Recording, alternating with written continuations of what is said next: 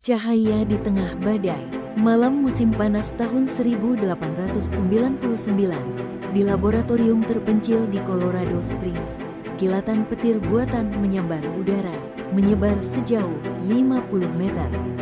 Di tengah ledakan cahaya itu, berdirilah seorang pria tinggi berambut hitam, matanya tajam menatap percikan listrik seolah berbicara kepadanya. Dialah Nikola Tesla, ilmuwan yang bercita-cita memberi cahaya bagi seluruh dunia. Tesla lahir pada tahun 1856 di sebuah desa kecil di Kekaisaran Austria, kini Kroasia.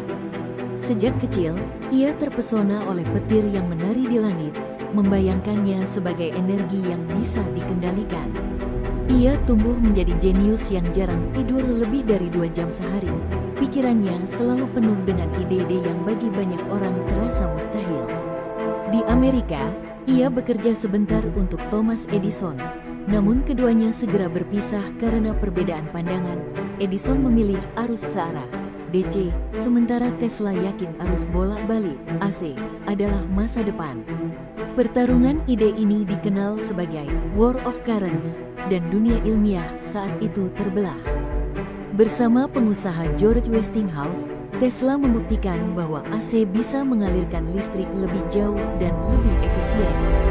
Puncaknya terjadi pada pameran dunia Chicago 1893, ketika ribuan lampu pijar menyala gemerlap, semuanya digerakkan oleh sistem AC rancangan Tesla.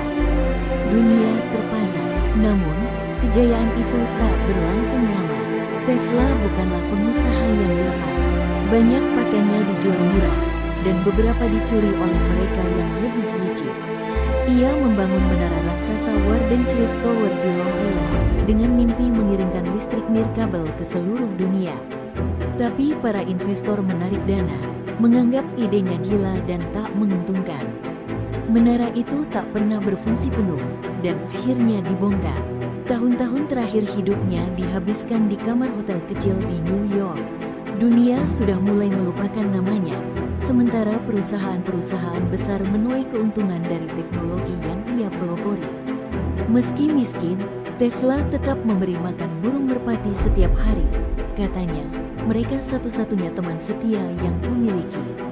Pada tanggal 7 Januari tahun 1943, Tesla meninggal sendirian di kamarnya, meninggalkan tumpukan catatan yang sebagian besar disita pemerintah. Di matanya, mungkin ia gagal. Namun, warisannya, motor induksi, listrik AC, radio, hingga dasar teknologi nirkabel menjadi fondasi dunia modern. Dan seperti petir yang hanya menyinari langit sesaat, hidup Tesla mungkin singkat di mata sejarah, tapi cahayanya akan selalu dikenang oleh mereka yang mengerti. Kalau mau, aku bisa bikin versi alternatif di mana kisah Tesla dibungkus seperti film thriller dengan intrik spionase, paten yang dicuri, dan teori bahwa ia dibungkam karena penemuannya terlalu berbahaya. Itu akan terasa lebih misterius. Anda bilang, lanjut. ChatGPT bilang, baik, kita lanjut dengan versi thriller sejarah yang penuh intrik dan misteri tentang Nikola Tesla. Lanjutan, Cahaya di Tengah Badai, versi thriller. Tahun 1943, New York dibekap musim dingin yang kelam. Di sebuah kamar hotel kecil bernomor 3327, Nikola Tesla duduk di kursi reyot, menatap jendela yang dipenuhi embun. Di atas meja, berserakan catatan-catatan dengan diagram aneh, gelombang frekuensi, menara raksasa, dan rancangan sebuah mesin kematian yang konon mampu menghancurkan pasukan dari jarak ribuan kilometer. Selama puluhan tahun, Tesla percaya bahwa penemuan ini akan mengakhiri perang selamanya, karena tak ada bangsa yang berani memulai. Namun, ia juga tahu, jika jatuh ke tangan yang salah, itu akan menjadi senjata terkejam di muka bumi. Beberapa hari sebelum kematiannya, Tesla mulai merasa diawasi. Seorang pria berjas hitam kerap berdiri di seberang jalan, merokok sambil menatap ke arah kamarnya. Surat-suratnya hilang, telepon hotel berdering tapi sunyi saat diangkat.